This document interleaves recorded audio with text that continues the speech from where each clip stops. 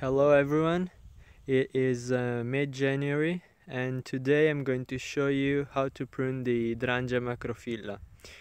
First thing you want to do is you want to clean the base of the plant from all of the dead leaves so that you can see the new buds forming and so that you can prune correctly the plant.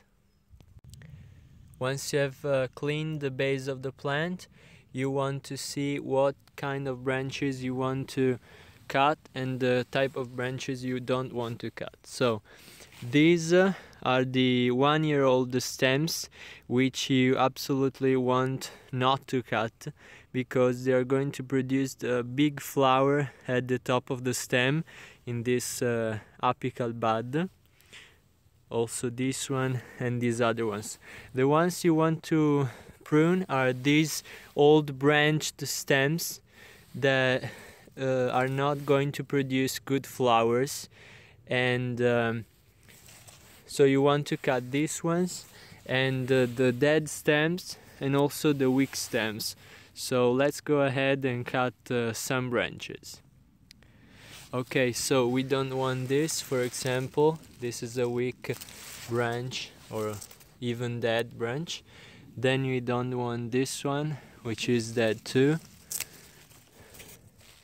Then we are going to remove this old branched stem at the base. And as you can see, the buds that are at the base of the plant are going to shoot and produce new healthy shoots like these ones. Then we're going to cut this one, which is branched and old.